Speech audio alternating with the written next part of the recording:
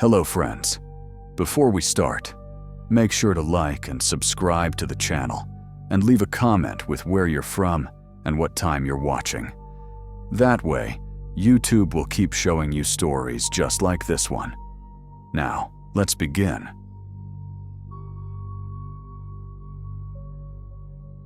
My name's Deputy Aaron Cole, badge number 467, Pine Hollow County Sheriff's Department, Tennessee.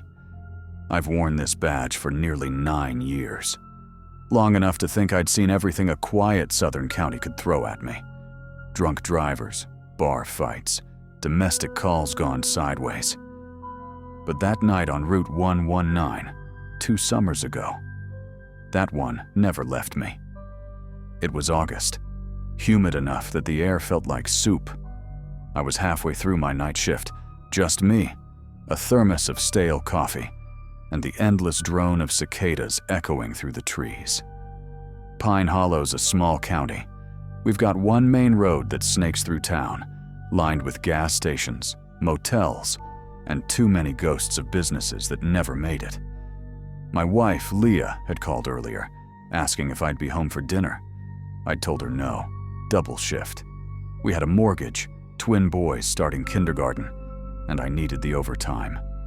Life was busy, predictable, safe. That was before everything turned to hell. I remember it clearly.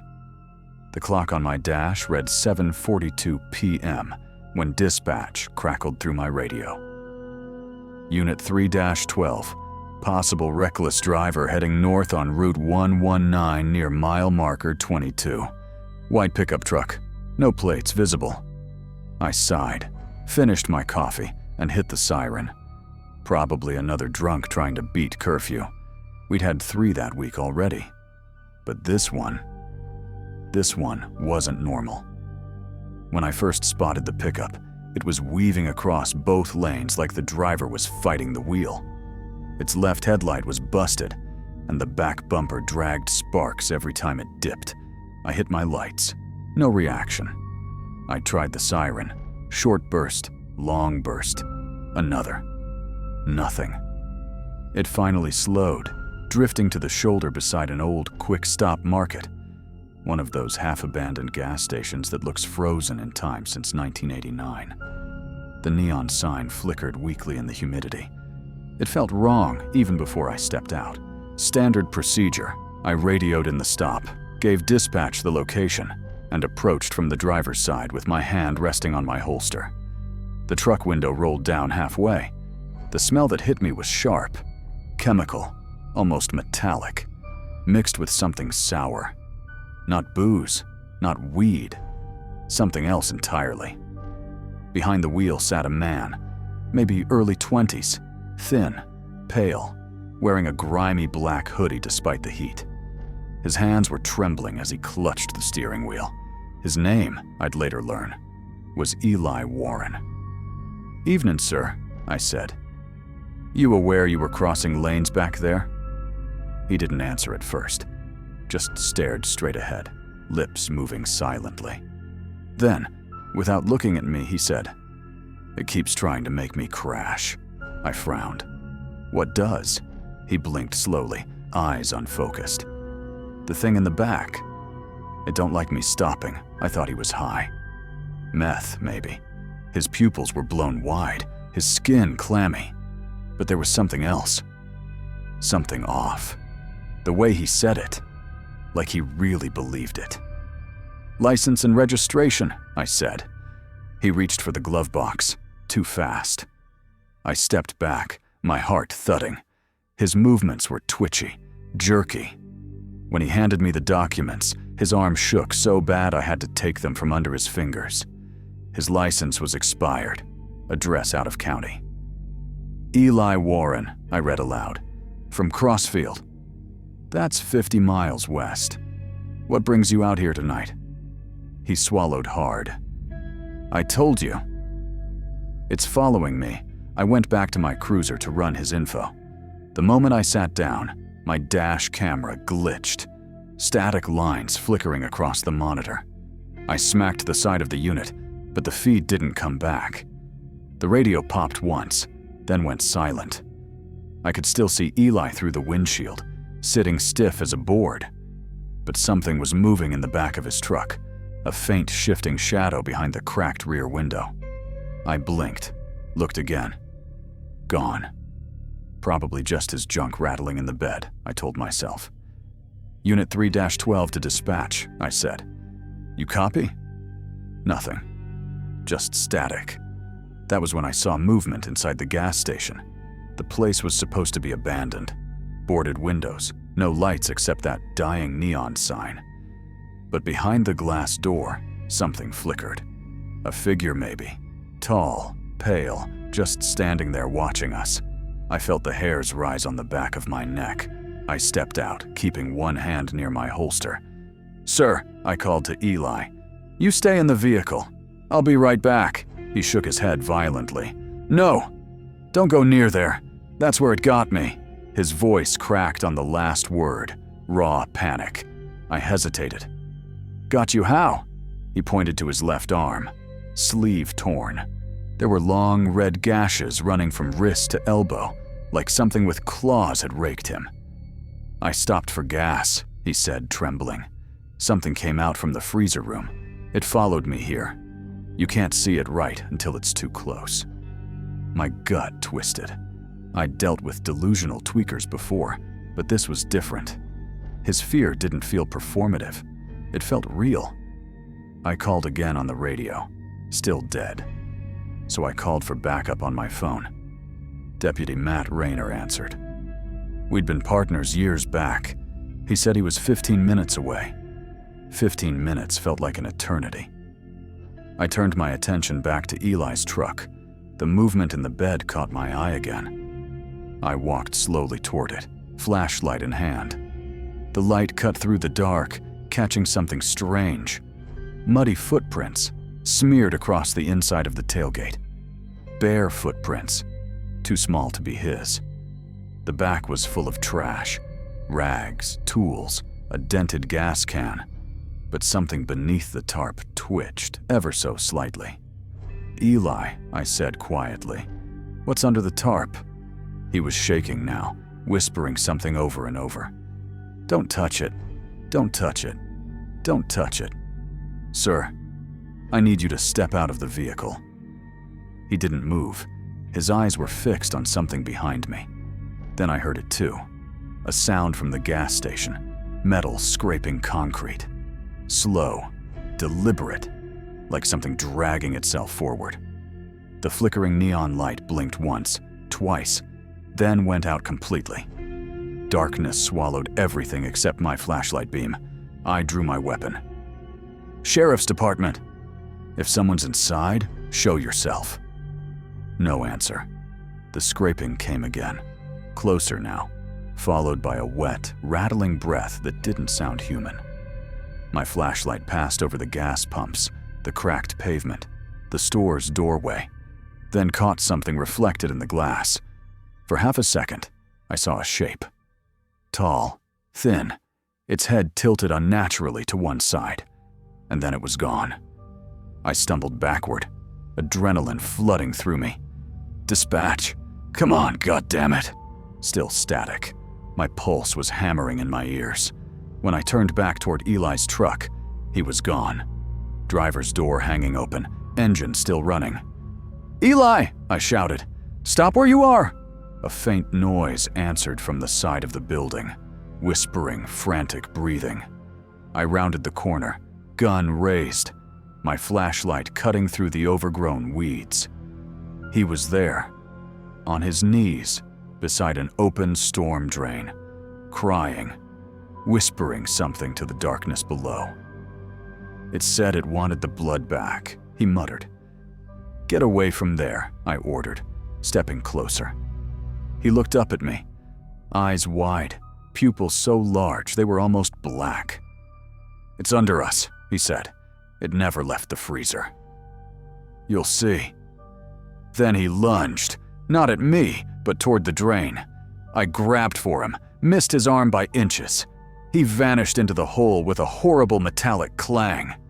"Eli!" I shouted, dropping to my knees beside the drain. The beam of my flashlight vanished into the tunnel's blackness. I could hear something moving below, but it didn't sound like just him. It was bigger, wet, breathing. By the time Matt arrived, I was standing in the rain, mud on my boots, gun drawn at nothing. The power was still out, the neon light dead. "What the hell happened here?" he asked, looking around at the empty lot. I told him everything. The driver, the voices, the thing in the gas station. He looked skeptical at first, until I showed him the drain. There were handprints, blood, and something darker smeared on the rim. We called search and rescue. They combed that drainage system for 2 days. No sign of Eli Warren. All they found was his hoodie, torn, soaked, and covered in a black residue that reeked like burnt metal. The state lab said it didn't match any known substance. They couldn't even identify it properly. A week later, I started having dreams. In them, I'm back at that gas station. Everything's quiet, no lights, no sirens, just me standing under the canopy, staring at the drain. Then I hear breathing, right behind me. When I turned, there's nothing there, just the faint smell of that same chemical rot and the static hum of broken electricity. I stopped sleeping. I went back to the site 3 times over the next month. Couldn't help myself. The gas station was sealed off by then, slated for demolition. But every time I stood near that storm drain, I swear I heard something shifting down there. Once, I saw a trail of small, wet footprints leading from the drain toward the woods. They just stopped halfway across the lot. No signs of struggle, no body, nothing. Matt told me to let it go, but I couldn't. I started digging through old reports. Turns out 3 years earlier, another deputy, Sam Keller, had gone missing on the same road after responding to a disturbance at that very gas station. No trace of him was ever found. His dashcam footage, though. They said it was corrupted. But when I finally got access, the file still played.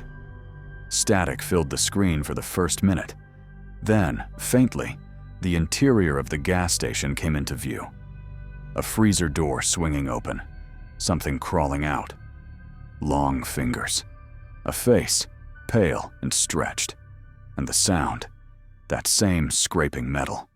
The video cut off there. I handed in my resignation a month later. Couldn't do it anymore. Leah said I wasn't the same man, that I'd jump at every noise, wake up shouting Eli's name. She was right.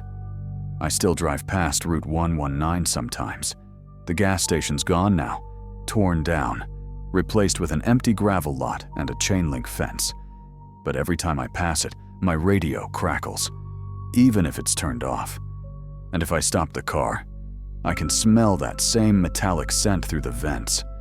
Sometimes, I swear I see movement in the rearview mirror, just behind the fence line.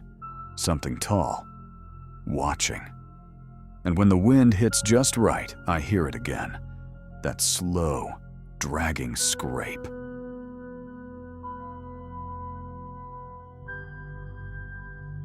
The call came in just after 4:15 on a Thursday afternoon, early November. That strange in-between time when the days start dying early, and the light outside feels bruised. Dispatch said it was a welfare check. Routine, they said. Elderly resident not seen for nearly 2 weeks. Probably fallen. Maybe just sick. I'd been with the Mapleton Police Department for 17 years. Welfare checks were a regular part of the job. Usually dull, occasionally heartbreaking, rarely dangerous. The address was 912 Maple Drive, a quiet cul-de-sac on the north side of town. I knew that neighborhood. Rows of tidy mid-century homes, kids' bikes left out in the yards, porch lights that still flickered with Halloween decorations. The kind of place that looked safe, maybe even nostalgic. But I've learned over the years that the safest looking places often hide the worst rot. When I pulled up, everything looked ordinary. a pale beige house with maroon shutters. The mailbox still held 3 newspapers stacked neatly inside, the oldest edges curling with moisture. The lawn was cut short, too short for someone supposedly missing for 2 weeks. Something about that detail, the neatness, immediately stuck in my mind. I rang the bell. A few seconds later, the door opened. The man who answered looked to be in his mid-30s. Tall, fit, with dark hair combed sharply to the side. He wore a gray cardigan over a crisp white shirt, the kind of deliberate neatness that felt practiced. He smiled politely, but there was something rehearsed about it, like he'd studied how to appear normal. "Officer," he greeted warmly. "You must be here about Mrs. Harper?"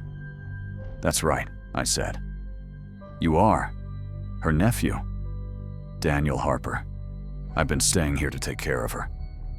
She's not well." I nodded, glancing past his shoulder. The interior of the house was immaculate. Polished floors, white curtains, the faint smell of disinfectant. But underneath it, something else lingered. Metallic, faintly sour, like iron and bleach mixed together. Daniel spoke quickly, confidently. "My aunt's been having trouble walking lately. She mostly stays in the basement. It's easier for her since the bathroom's down there. I know the neighbors worry, but she's fine." "Mind if I take a look?" I asked. He hesitated. Not long, but long enough.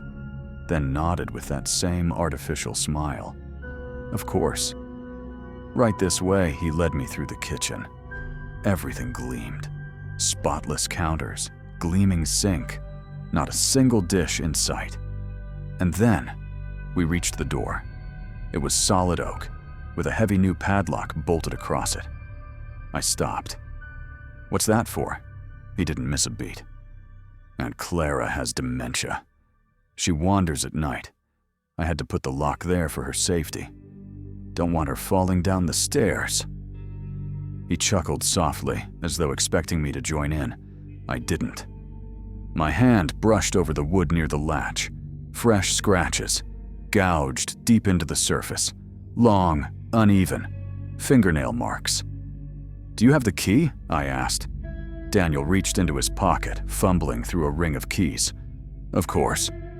"Give me a second." He was buying time. I could feel it.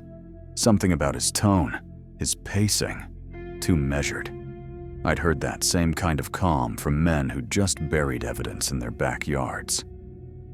"I'll need to verify your aunt's condition," I said evenly. Standard protocol. His smile didn't fade, but something in his eyes changed, tightened. "Sure," he said softly. "Protocol." I stepped outside, pretending to make a note. Quietly, I keyed my radio. "Unit 14 requesting backup at 912 Maple Drive.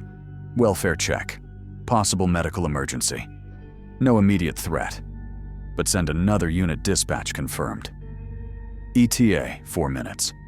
Through the window, I saw Daniel pacing. Phone in his hand, lips moving fast. Then he disappeared from view. When Officer Caleb Morris pulled up behind me, I filled him in. Elderly woman unseen for weeks. Basement locked. Nephew acting strange. We knocked together this time. Daniel took longer to answer. When he did, his perfect calm was cracking. His hair was slightly mussed, and his eyes looked glassy.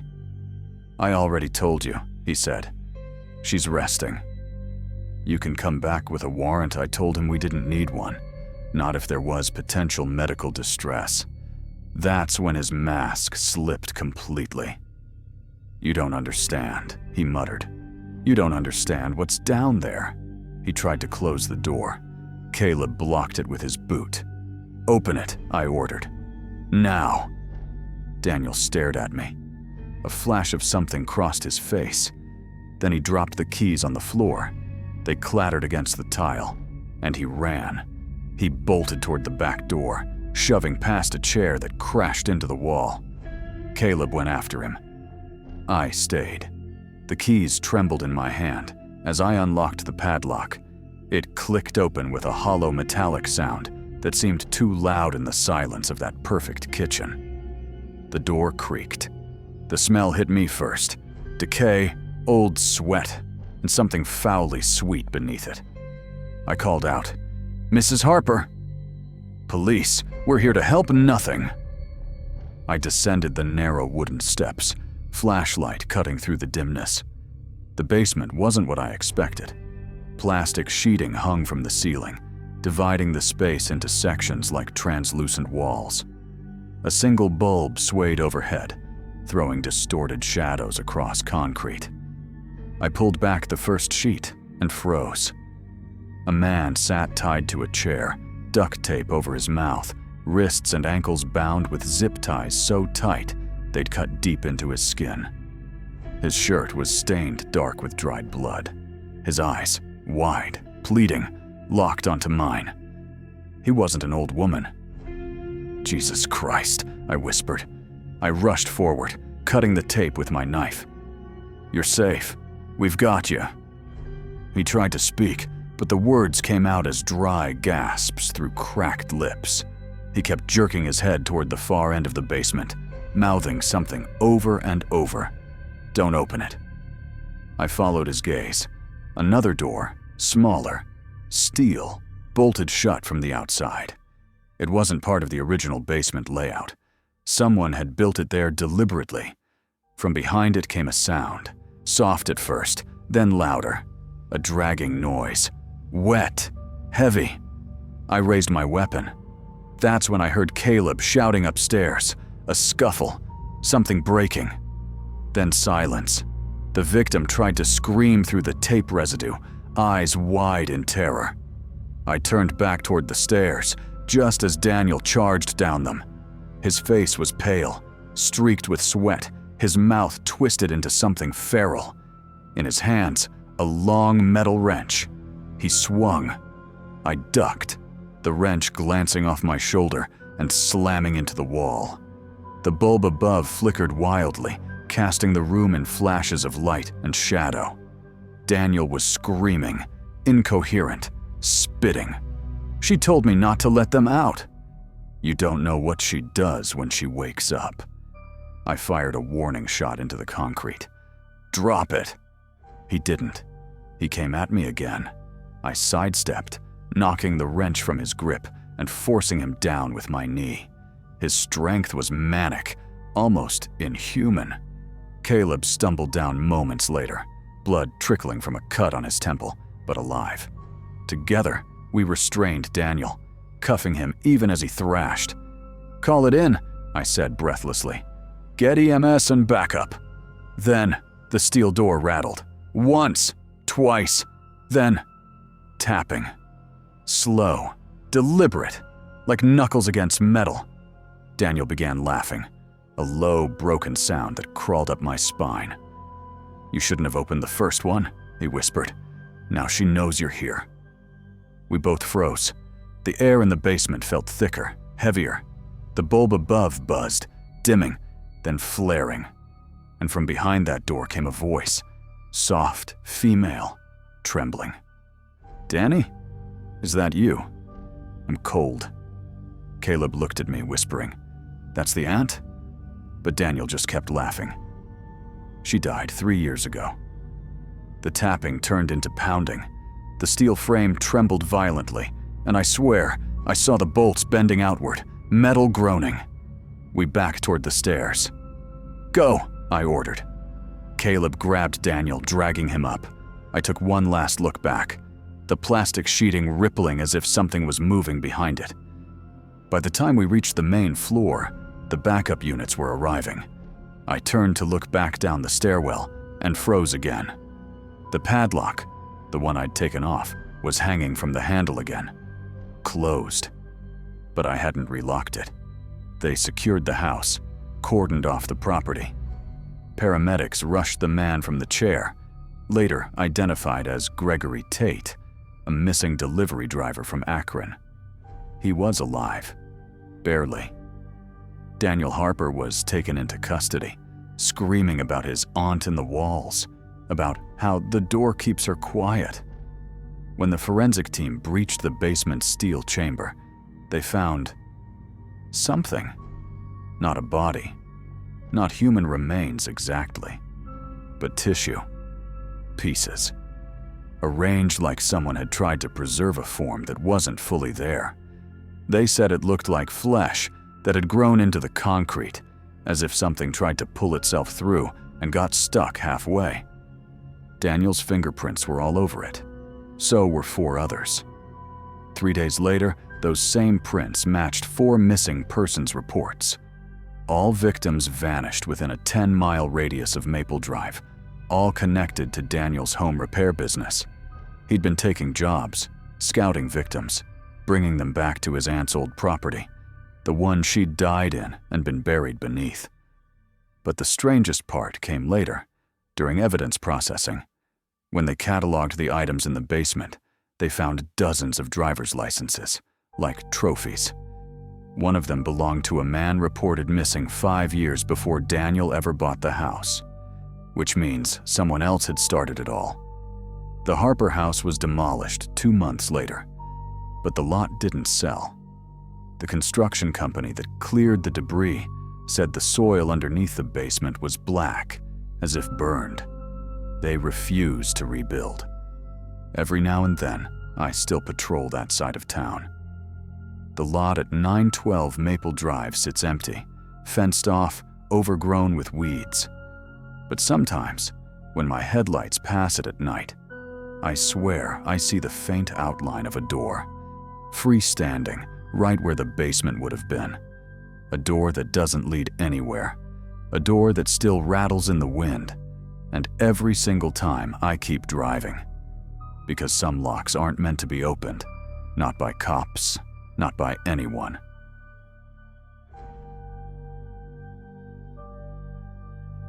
I still remember the smell of burnt oil and dust that morning, the kind that clings to your clothes long after you've left the scene.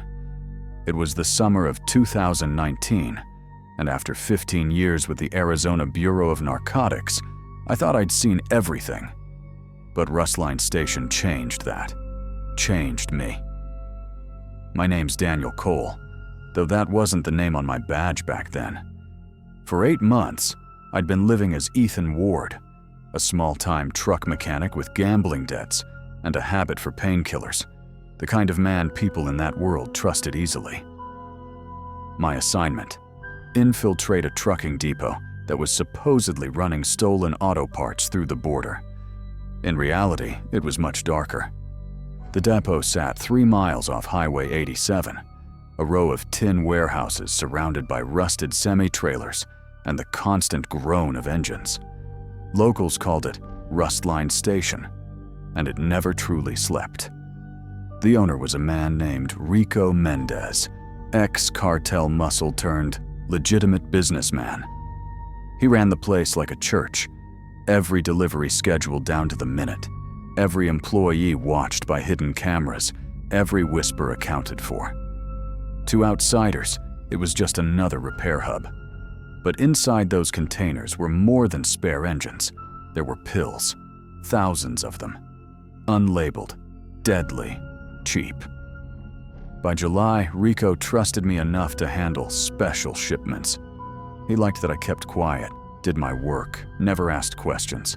I'd earned his nod. That's how you survive undercover.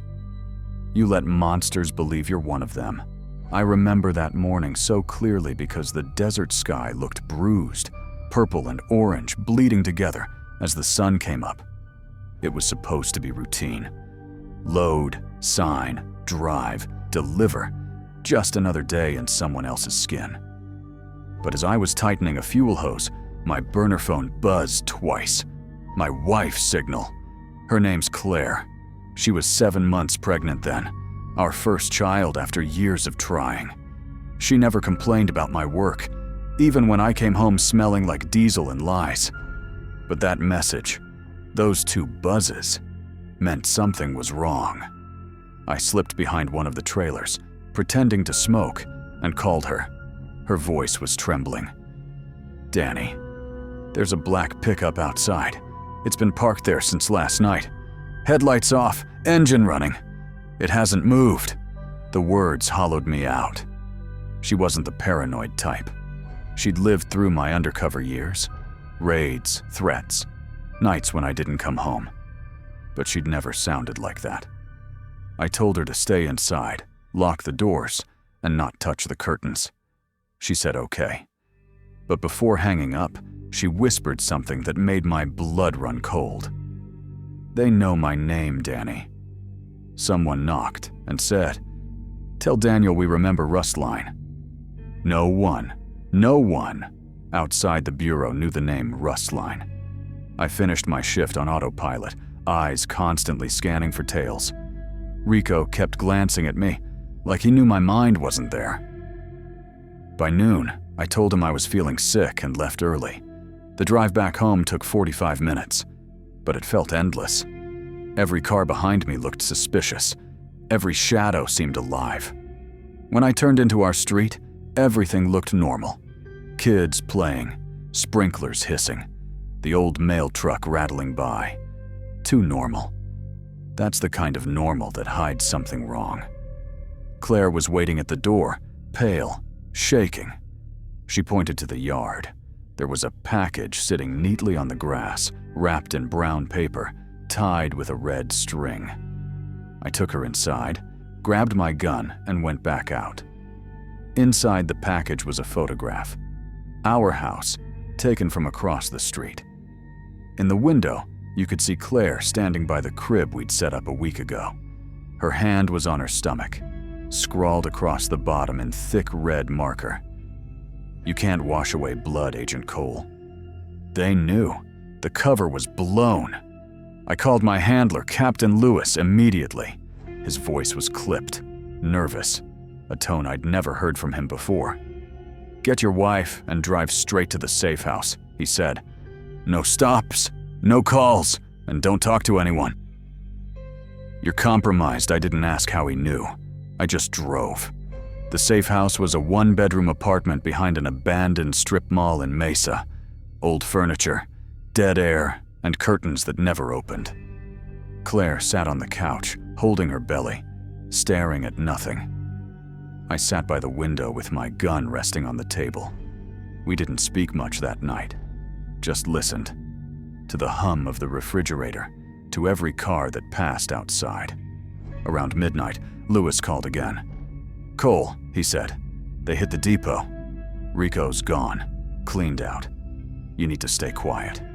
Someone inside leaked your file." I froze. "Inside?" He didn't answer. The silence said enough. Over the next few weeks, everything unraveled.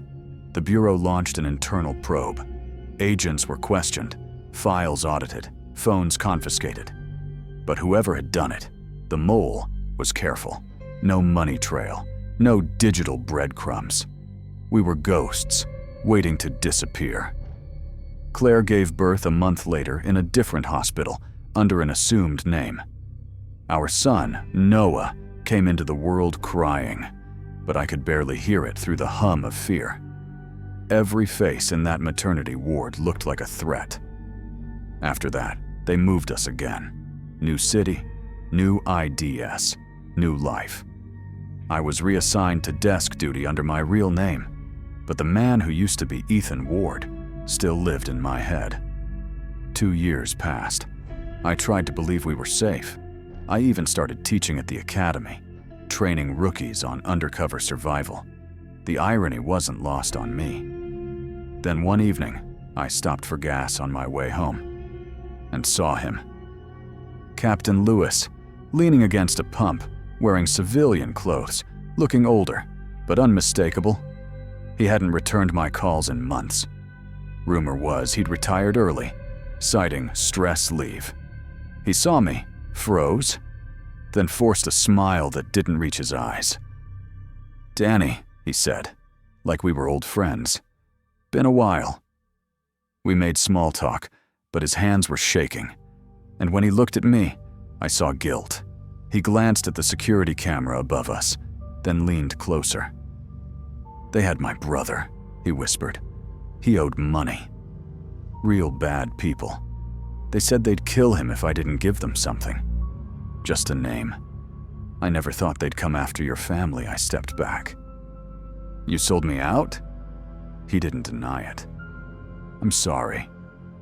They said it was just to confirm an alias, not blow a whole op. My vision tunneled. All those nights in that safe house. The fear, the photograph. Claire crying silently while I checked locks until sunrise. All because my own captain had traded me for his brother's life. I reported everything. Again. The Bureau thanked me, filed it, promised internal review. But Lewis vanished before any hearing could be scheduled. No charges, no trial. 3 months later, they found his car abandoned off Route 77. Doors open, keys in the ignition. No body.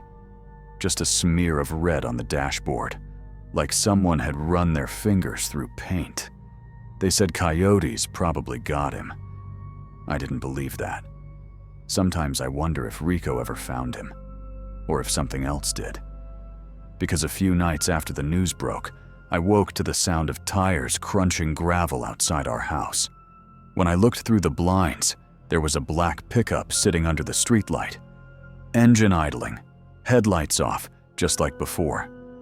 But when I blinked, it was gone. That wasn't the last time. Every few months, same thing. A black pickup parked just far enough to make me doubt myself. Always gone when I step outside. No plates, no driver, no sound. Claire says I'm paranoid. Maybe I am. But sometimes, I swear, I can smell burnt oil and desert dust again, just like Rustline Station. Sometimes, I find boot prints in the sand behind our house. Too fresh to be old, too light to be real. I keep a loaded .45 by the bed. Not for men, for ghosts. Because the dead don't always stay buried. And some deads, especially the kind written in blood, never stop collecting.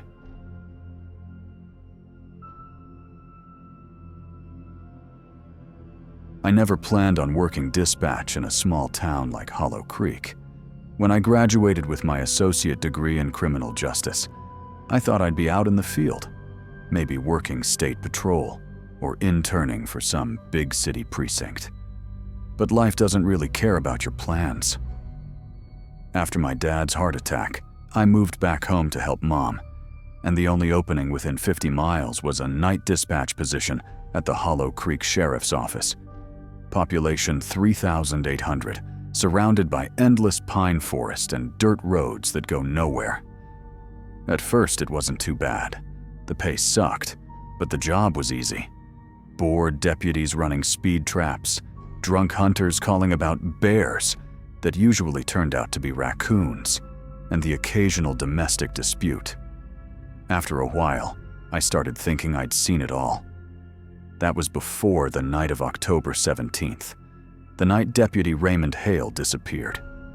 Ray was one of the good ones. He'd been in the department for nearly 12 years. Former Marine, quiet guy. The kind who'd bring you coffee during the graveyard shift just to check in. He used to joke that Hollow Creek was the safest place in the world because evil gets bored here. He wasn't wrong. Until that Friday. It was just after 11 p.m. when Ray called in from the old Marrow farm, about 9 miles south of town. That place had been abandoned since the early 80s. The owners, a couple named George and Lillian Marrow, vanished one winter and were never found. Locals claimed they just up and left, but some said otherwise, that you could still see lights moving through the barn at night, and if you got close enough, you'd hear a man talking softly inside. We'd gotten a few complaints over the past month, reports of movement or figures near the property. Kids, probably. But that night, Ray volunteered to check it out on his patrol. He radioed in. "Dispatch, this is Unit 4. I'm at the Marrow property. Gates open." Gonna take a quick look around the barn, I remember smiling at the casual tone in his voice. He sounded calm, maybe a little tired, but nothing out of the ordinary. I told him to call in if he needed backup. He just chuckled. "Copy that." Doubt there's anything scarier out here than the mosquitoes. That was the last time I heard him sound normal. About 15 minutes passed with silence. Then the radio cracked alive again, but his tone had changed. His voice was low, strained, like he was trying not to be heard. "Dispatch. There's someone inside the barn." I straightened in my chair. 10-4, Unit 4. Can you confirm if it's a person or animal? A pause. Static. Then, it's a man. But something's off. He's standing in the center of the barn, not moving. I can see him through the slats, but I can't see his face. The line went dead. I called back, but no reply. Seconds later, his voice returned, this time shaky, whispering like he was holding his breath. He's turning toward me. Jesus, his head. It's bent the wrong way. My hand froze on the transmitter. This wasn't the usual someone's trespassing call. This was fear. Real fear. Unit 4, I'm sending backup. Can you exit the barn area safely? Negative. He's gone. Wait. There was rustling, a clang of metal, and then nothing but static. I called Sheriff Marcus Dole immediately, told him what I heard. He said he and Deputy Pearson were en route, told me to stay on the line with Ray if he came back. 5 minutes later, the radio popped again. Only this time, it wasn't static. It was breathing. Slow, shallow breathing, close to the mic. Then Ray's voice, broken and hoarse. Dispatch. Can you run a record on this property? Who owned it before the Marrows? Stand by, I said, fumbling through old digital archives. Why? Because he's wearing a sheriff's uniform. But it's not ours. Badge says Caldwell County. That department was shut down in 1952. Before I could respond, he added something that made my blood run cold. He's waving me closer. Like he knows me, I found the record, an old case file buried deep in the archives. Before the Marrows owned it, the land had belonged to Sheriff Walter Briggs. A Caldwell County officer reported missing in 1952 after responding to a domestic call on the same property. His patrol car was found near the barn. He was never located. I tried to relay that information, but when I pressed transmit, all I got was distortion, a deep, warbling noise, like a voice playing backward. When the sound finally cleared, Ray was whispering again. Dispatch. There's more of them. They're coming out of the dark, faces all wrong, like the bones moved under the skin. He exhaled shakily. They're all wearing old badges. The transmission cut. Sheriff Dole and Pearson reached the property around 12:20 a.m. They called in right away, asking me to stay on the line. Dispatch, we've got Hale's cruiser parked on the dirt road. Driver's door open, engine still running. No sign of him. I told them what I'd heard. The voices, the description of the figures, the uniform detail. Dole didn't say anything for a long time. Then finally, copy. We're heading to the barn, I listened, heart pounding, as their radios carried the crunch of boots through dirt and broken glass. The barn door creaked open on the other end, the sound shrill and hollow over the airwaves. Then Pearson's voice came through, faint but terrified. Sheriff, you need to see this. Later, I read the incident report, but what they found wasn't in any official file. Dole told me in person, months later, when he'd already turned in his badge and moved away. Inside the barn, they found Ray's service pistol, flashlight, and radio, laid neatly in a circle of dust, just like someone had arranged them with care. His body cam was found beside them, still recording. The footage showed him walking slowly toward the center of the barn, breathing heavy, whispering something over and over. I know you're not real. I know you're not real. Then his flashlight caught something in the corner, a row of badges nailed to the wooden beams, each one old, rusted, covered in grime. Sheriff Briggs's badge was among them. And then, movement. Figures stepping out from the dark, pale and translucent, their faces cracked, smiling with hollow eyes. The last thing caught on camera before the feed went black was Ray's voice saying, "I can see them now. All of them." The footage ended at 12:27 a.m. He was never found. For 3 days, state police combed every inch of the Merrow property. Search dogs picked up Ray's scent leading inside the barn, and nowhere else. It just stopped. But around his final footprints, they found something else. Boot prints from different decades. Some so deep they'd fossilized into the dirt. The lab matched a few to long-missing deputies and sheriffs from neighboring counties. The earliest dated back to 1939. The case was quietly sealed. The barn was condemned. And Sheriff Dole resigned a month later, citing personal trauma. I stayed at dispatch for a few more months. Every night, I told myself what happened was just stress. Maybe a gas leak, hallucination, anything but what Ray described. But sometimes, when the radios were quiet, I'd hear faint transmissions coming through the static, a voice whispering my name. "Come closer. You need to see what we found." Once, I even heard Ray's voice, unmistakably his, saying, "It's not over. They're waiting." That night I quit, packed up and left Hollow Creek for good. It's been 3 years. I live in a city now, far from the pine woods and the dirt roads.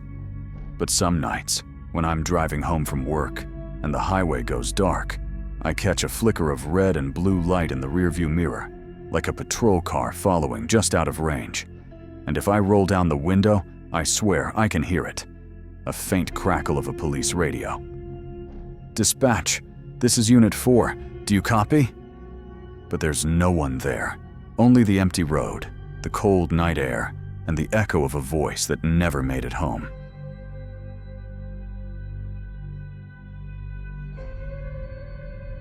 I've been working nights at the Ashfield Police Department for almost 10 years now. Most nights blend into each other. Empty hallways, flickering lights, stale coffee, and the slow hum of the air vents. You'd think after a decade of midnight shifts, nothing would surprise me anymore. But that night in November 2021, I learned how wrong that assumption was. I'm Officer Marissa Hale. Been on the force since I was 24. Ashfield's a small town tucked between endless stretches of farmland and forest. The kind of place where everyone knows everyone, and the biggest crimes are usually noise complaints or stolen mailboxes. We're not built for big cases here. We're just keepers of quiet. The department itself is an old red brick building from the late 50s. Buzzing fluorescent tubes, cracked linoleum floors, and a smell of burnt coffee that never really leaves, no matter how often you clean. That night, I was alone at the front desk. Graveyard shift, 10 p.m. to 6 a.m. Sergeant Doyle had gone out on patrol, leaving me to monitor calls, file reports, and pretend I wasn't exhausted. Around 2:17 a.m., the radio crackled. "Dispatch, this is Unit 4. Bringing in a subject found wandering along County Road 7, female, mid-30s, disoriented, possibly intoxicated. Says she wants to talk to a female officer only." That was Deputy Harker. His voice had that heavy, tired drawl of someone running on caffeine and bad decisions. I sighed, pushed my coffee mug aside, and prepped the intake forms. Another drunk walker, I thought. Happens a lot out there. People leaving bars, getting into fights, or just losing their way. But when Harker came through those glass doors 15 minutes later, I knew immediately that this wasn't one of those cases. The woman he brought in didn't look drunk. She looked haunted. Her clothes were damp, her hair matted with dirt and leaves, and she kept wringing her hands like she was trying to scrub something off that wouldn't come clean. Her name, she said quietly, was Eleanor Price. No ID, no phone, just a set of car keys in her pocket and a gold cross necklace tangled in her fingers. When she looked up at me, I swear her eyes didn't seem focused.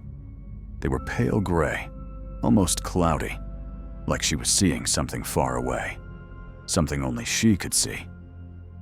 I led her into the small interview room. 4 beige walls, 1 metal table, 2 chairs, 1 buzzing light above. The kind of room that swallows sound. She sat down slowly, her knees trembling, and whispered, "You're the one I'm supposed to tell." That sentence alone made my stomach tighten. At first, she wouldn't talk about where she came from or what happened. I offered her water, asked if she needed a medic, but she just stared at the tabletop, whispering something under her breath that I couldn't make out. Then, like a light switch flipped, she stopped trembling, sat upright, and looked directly at me. The change was instant. Her face relaxed, her eyes cleared, and when she spoke again, her voice was calm. Too calm. "Officer Hale, there's a body buried in Ashfield Woods," she said softly. "I can tell you exactly where." I froze. People confess to weird things sometimes. Imaginary crimes, attention-seeking nonsense. But her tone wasn't that. It was clinical, like she was reciting something she had memorized. She began describing directions in chilling detail. Take County Road 7 north for exactly 9.4 miles. You'll pass a white farmhouse with a broken windmill on the left. Half a mile after that, there's a narrow gravel path that disappears into the woods. Drive down it for 600 feet until you reach a rusted hunting sign nailed to a tree. The ground dips slightly right after that. You'll see a birch tree split into 2 trunks at the base. That's where you stop. Her voice didn't waver. She blinked slowly, her pupils dilating like she was falling deeper into some internal trance.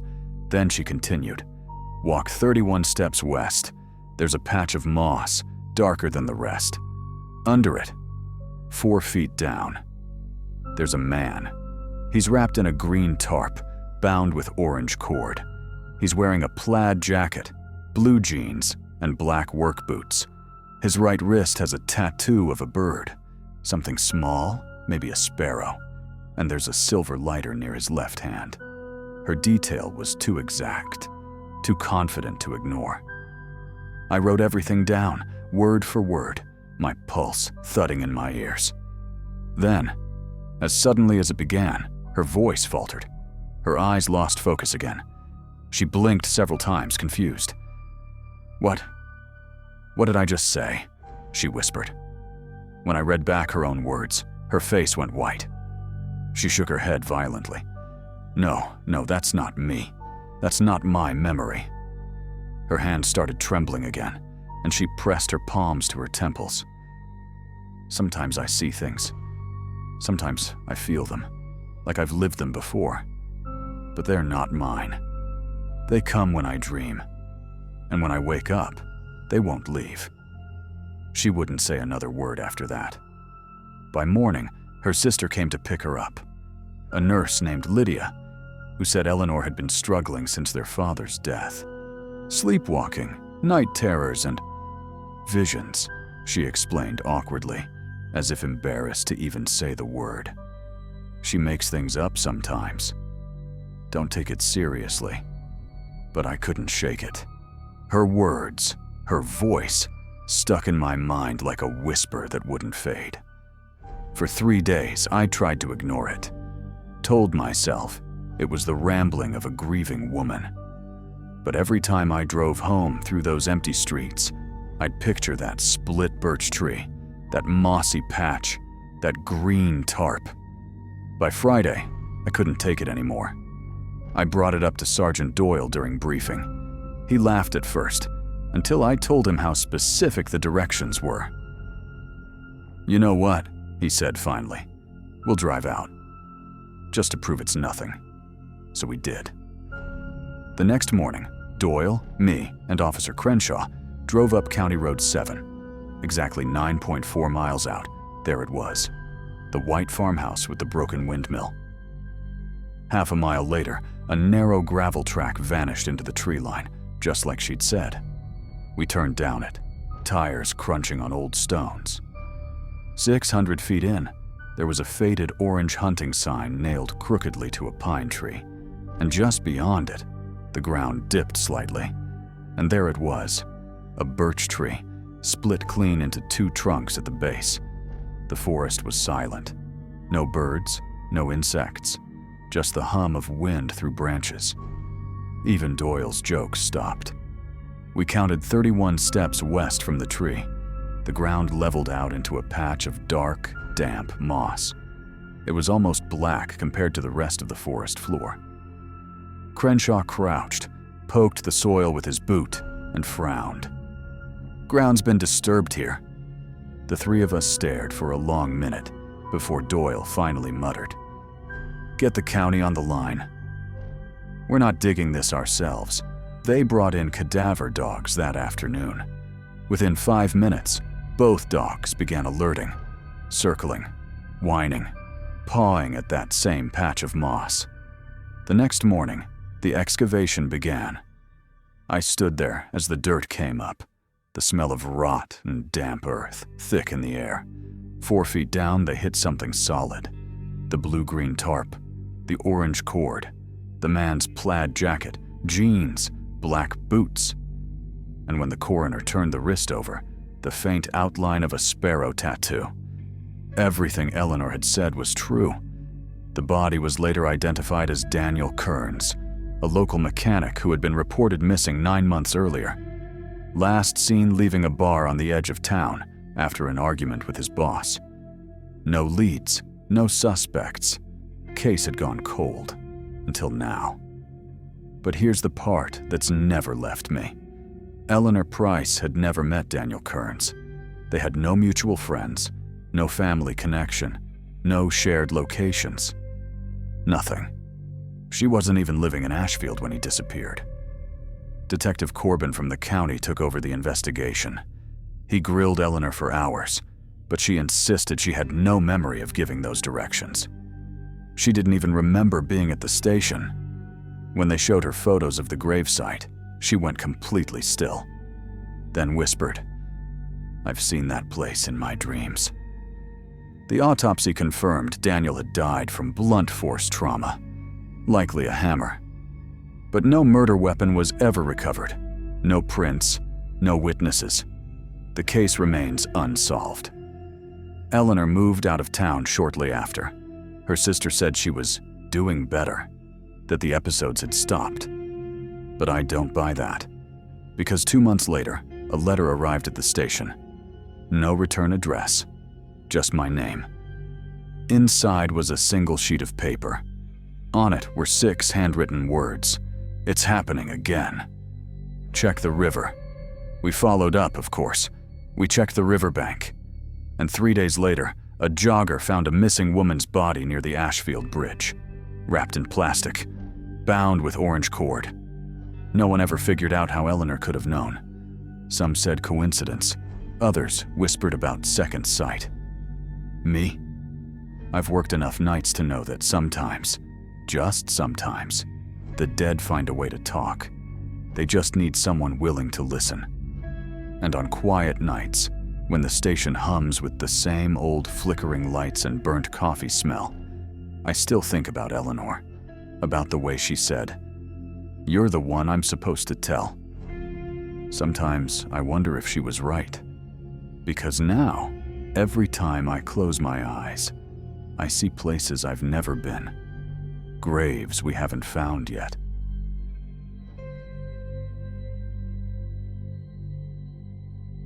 When I joined the Riverside Police Department 3 years ago, I thought I'd be chasing real criminals, murderers, gangsters, the kind of scum that made headlines. Instead, I ended up in the basement, cataloging junk. At 27, I was the youngest officer in the Property Crimes Division, assigned to sort and log stolen goods from pawn shop raids and burglaries. My world had shrunk to metal shelves, plastic tags, and the smell of old cigarettes clinging to evidence boxes. The room buzzed with flickering fluorescent lights that never seemed to stay quiet. Even when I worked alone, it felt like someone was breathing just behind me. That faint hum of the bulbs masking every small noise. My partner, Leia, had called in sick again that Thursday, leaving me with 3 new bags of confiscated items from the Hillcrest pawn bust the night before. It was the same routine as always. Photograph, tag, record serial numbers, rings, watches, chains, nothing exciting. Until I picked up the bracelet. It was silver, thin, with a cracked sapphire charm at its center. Nothing expensive, but something about it pulled at my attention. The initials etched on the inside, AM, looked oddly familiar. I scrolled through the old missing persons database, the cases I'd studied during training. That's when it hit me.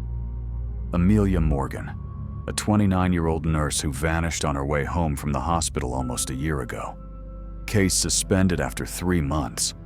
No leads, no body. The report mentioned a sapphire bracelet, her mother's gift, that she was wearing the night she disappeared. I froze, staring at the item in my gloved hand. It couldn't be the same one. Pawn shops get thousands of items. Coincidence, right? Still, I took a closer photo, tagged it separately, and marked the file, hold for supervisor review.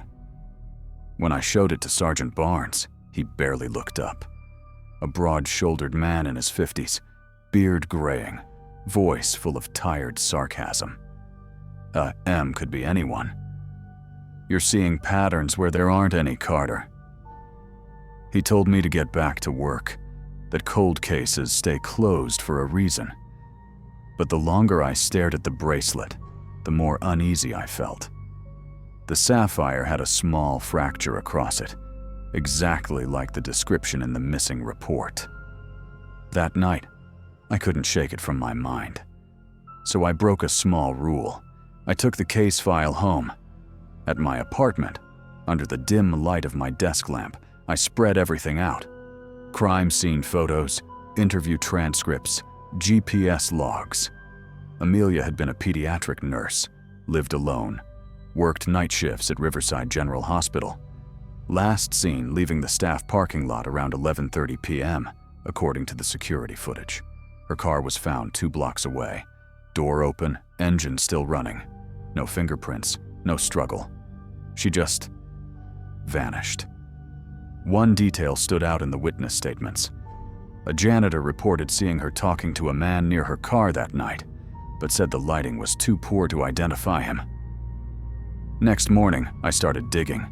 I pulled transaction records from the Hillcrest pawn raid and cross-referenced seller IDs. The bracelet had been pawned 11 months ago by someone named Daniel Harker. The name didn't mean anything until I searched the department archives. Harker wasn't just anyone. He'd worked here, evidence technician, for 14 years. Retired quietly last winter. My stomach sank. He'd been responsible for handling case evidence, including Amelia's. I couldn't shake the thought. If the bracelet was real evidence, then how the hell did it end up in a pawn shop? So I told Barnes I was following up on some old evidence handling protocols. He waved me off. Whatever keeps you busy, kid. Harker lived alone in a rundown 2-story house near the industrial park. A place so quiet, the streetlights flickered without anyone bothering to fix them. When he opened the door, he looked harmless. Tall, thin, white hair, soft-spoken. But his eyes were strange, too still, like he was waiting for something. "Officer Carter," he said before I even introduced myself. He knew my name. I explained my visit. Procedural review, old evidence tracking. Nothing serious. He smiled faintly and invited me in. The air inside his house was stale, like dust and old coffee. Every surface was cluttered with stacks of paper, outdated police journals, and boxes labeled records. But what caught my attention first wasn't the clutter. It was the wallpaper. Blue floral patterns on cream, The exact same wallpaper from Amelia Morgan's apartment photos. It was distinctive. I remembered the detail because the landlord had mentioned it was ripped down after she went missing. Her family didn't want to see it again. Now here it was, covering Harker's walls. He noticed me looking. "Came with the place," he said too quickly. My pulse started pounding in my ears. In the corner of the room sat a glass cabinet, half covered by a sheet. Through the dusty glass, I saw faint glimmers. Jewelry, watches, small trinkets, all neatly arranged. I took a step closer. "Retirement souvenirs?" I asked. He chuckled softly. "Memories, officer. Everyone leaves something behind." As he turned toward the kitchen, I caught sight of a photo frame on the shelf. A smiling young woman, blonde hair, brown eyes, wearing that same sapphire bracelet. Amelia. That was my cue to leave. I mumbled something about checking records and walked out before my panic showed. Back at the station, I pulled the original evidence logs. Something didn't add up. Harker had signed off on several missing persons evidence entries over the years, but the physical items were never returned or properly archived. Jewelry, clothing, personal belongings, all lost in transition. At least 4 victims, all women, all vanished between 2010 and 2023, each with a piece of jewelry logged by Harker and never recovered. I sent an anonymous request to reopen the Amelia Morgan case. 2 days later, a warrant was approved to search Harker's property. Barnes didn't look happy when he found out I was behind it, but once we got inside that house, his silence said everything. In the basement, a locked storage room, we found boxes labeled by year. Inside, carefully sealed in plastic, were dozens of personal items: necklaces, bracelets, wallets, even shoes. And in the center of the room, a section of drywall that looked freshly patched. We tore it open. Behind it was a narrow cavity, lined with faded blue wallpaper, the same pattern again, and a small wooden chair. On it lay a single hospital badge: Amelia Morgan, Riverside General Hospital. The air in that room was suffocating, and for a moment, I swore I could hear something. A faint hum, like someone whispering through the vents. Words I couldn't quite understand, but they sounded like a woman's voice. "Please, don't take it off." The bracelet in my pocket felt ice cold. The forensic team confirmed what I already knew. Amelia's remains were found buried beneath the foundation, along with several others still being identified. When they arrested Harker, he said nothing, just smiled.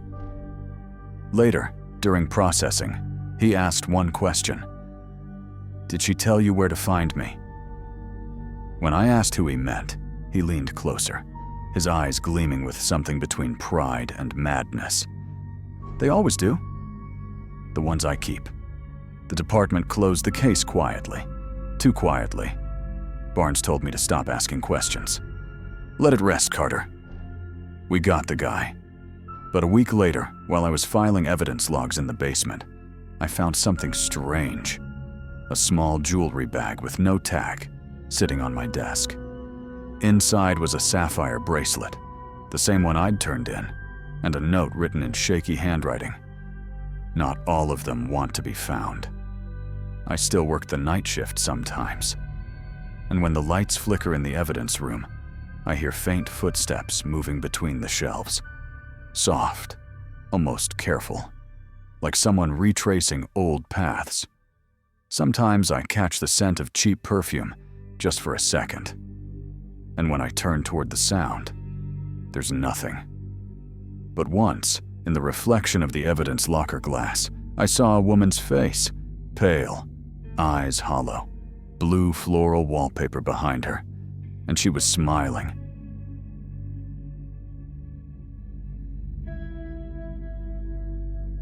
You ever have one of those nights where the world feels off from the moment you clock in? Like the air's heavier, The silence thicker, and even the radio static sounds like it's trying to warn you of something. That was Tuesday night for me. Name's Officer Daniel Mercer, 29 years old, 5 years on patrol in Pine Hollow County, Arkansas. Most of my shifts are uneventful.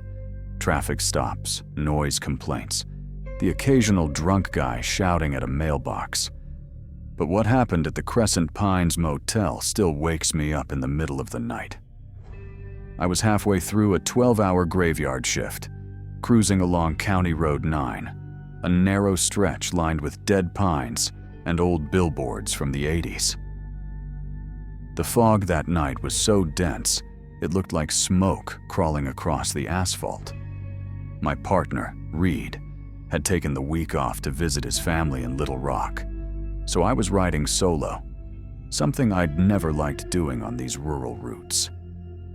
At 11:43 p.m., dispatch crackled to life through the static. Unit 12, we've got a disturbance call from Crescent Pines Motel. Caller reports, screaming from one of the old rooms. Possible trespassers, Crescent Pines. That place hadn't had guests in years. It sat off the main road behind a row of twisted trees, a rotting husk of what used to be a 20-room roadside stopover. The owner, Earl Donnelly, had died back in 2017, and after that, the place went downhill fast. Locals said the county never tore it down because nobody wanted to touch the land. Rumors were, weird things happened there after dark. Lights flickering when the power was long cut off, footsteps in the empty halls, and once, a kid claimed to see a woman standing on the balcony, waving for help, even though the second floor had collapsed years earlier. I figured it was teenagers or squatters this time. Still, something about the call gave me a chill I couldn't shake. "Dispatch, this is Unit 12, I said, turning onto the old access road. "Show me responding to Crescent Pines." "ETA 5 minutes. Copy that, Unit 12. Be advised, previous caller hung up mid-line. Attempted callback, line disconnected." That wasn't great. The road to the motel was barely a road anymore, just cracked concrete swallowed by weeds. My headlights cut through the fog, revealing the silhouette of the building as I pulled in.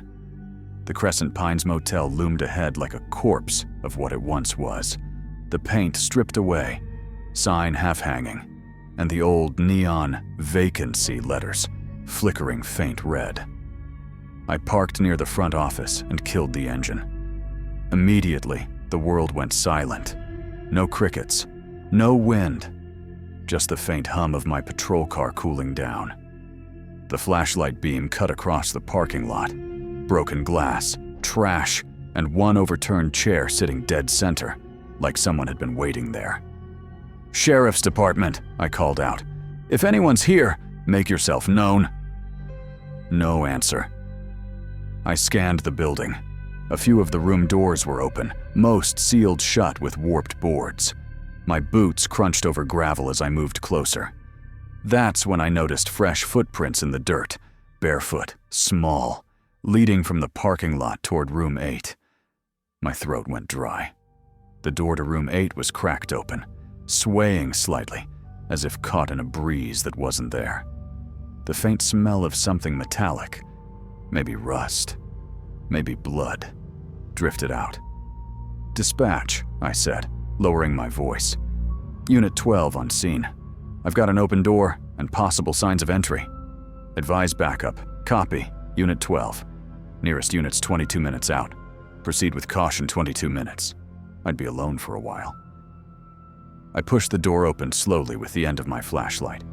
The hinges screamed like they hadn't moved in years. Inside, the room was stripped bare except for a moldy mattress, a broken TV, and a Bible half melted from water damage. But someone had been there, recently. Empty 4 bags, torn gauze, a hospital wristband lying on the floor. The name was smudged, but I could make out the first letter. L. And then I heard it. Soft, shaky breathing coming from the bathroom. I raised my flashlight. The door was half shut. a sliver of darkness behind it. "Sheriff's Department," I said firmly, hand hovering over my weapon. "If you can hear me, I'm not here to hurt you. Just step out slowly." The breathing stopped. Then came a whisper, so faint I thought it was in my head. It said my name. Daniel. I froze. No one outside this place should have known my name. My pulse spiked as I pushed the door open. The light cut across cracked tiles and a shattered mirror. But the bathroom was empty. Only a half-filled tub with murky water and what looked like bloody handprints on the rim. Then, from the main room behind me, creak. I spun around. The mattress had shifted. Someone was standing behind it. A figure hunched low, hair plastered over their face, wearing what looked like a torn patient gown. "Ma'am," I started, voice trembling despite the training. "I'm Officer Mercer. Are you hurt?" She didn't move, just tilted her head, slow and unnatural, until I could see the pale skin beneath her hair. "Daniel," she whispered again, "you took too long." That voice, it wasn't weak or lost. It was calm, knowing. I took one step closer, and she bolted, straight toward the back exit that led into the old courtyard. I called it in, but static swallowed my radio. Nothing but hissing feedback. "God damn it," I muttered, and went after her. The rear door swung open to the courtyard, an overgrown lot where the old swimming pool sat drained and filled with rainwater, leaves, and animal bones. The moonlight barely reached through the fog, but I could see her silhouette darting near the edge of the pool. "Stop! Sheriff's Department!" I shouted. She didn't stop. She just crouched down beside the pool and started muttering. Low, rhythmic words that didn't sound like English. As I got closer, I saw something that made my stomach twist. She had drawn symbols all along the concrete, crude circles, lines, and marks that looked burned into the surface. And she was dragging something through the water, a length of wire coated red. That's when the air changed. It's hard to explain. It felt like the entire world held its breath again. The fog thickened, sound disappeared, and all I could hear was her voice whispering, not to me, but to something in the water. I aimed my flashlight. The beam caught movement under the surface. Something was there. Something big. The woman looked back at me then, eyes glowing faintly, face twisted into that same smile I'll never forget. "It doesn't like the light," she said, voice clear and calm. The water in the pool rippled, then exploded upward. For a second, I thought it was just debris, but then I saw a hand, pale, rotted, emerging from the water, followed by another. They weren't solid, more like shadows with shape, human outlines made of liquid darkness. I fired once into the pool. The bullet hit, splashing uselessly. The woman screamed, not in pain, but like she was angry. I interrupted something sacred. Then she lunged at me, wire in her hand, swinging wildly. I stumbled backward as the wire wrapped around my arm, burning through the sleeve of my uniform. Her strength was impossible, inhuman. "Stop! Drop it!" I yelled, but she didn't.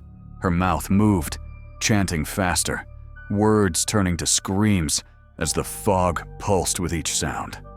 I pulled my weapon up and fired twice. She collapsed instantly, the wire falling limp beside her. Silence returned, heavy and absolute. I stood there, shaking, staring at her body sprawled on the cracked concrete. The pool was still again, no sign of movement beneath. I tried my radio, still dead. My flashlight flickered and went out completely. I waited there in the dark until backup arrived. They found me sitting beside her, still holding the wire in my hand. The coroner identified her as Lena Carter, 27, a psychiatric patient who'd escaped from Hollow Brook State Hospital earlier that night. She'd been missing for 6 hours. Her file said she suffered from acute delusional psychosis following a car accident 2 years ago. Believed she could speak to the ones under the water. Here's the part that still doesn't sit right. When forensics examined the pool, they found no water. It had been bone dry for weeks. But the photos they took that night, every single one of them, showed ripples across the empty concrete, like something had been moving there. And on the wall above room 8, scrawled in rust-colored streaks, were the words, "You took too long." I still hear her sometimes on the radio, just a faint whisper when the static cuts in. Always the same words. Daniel, it's still waiting.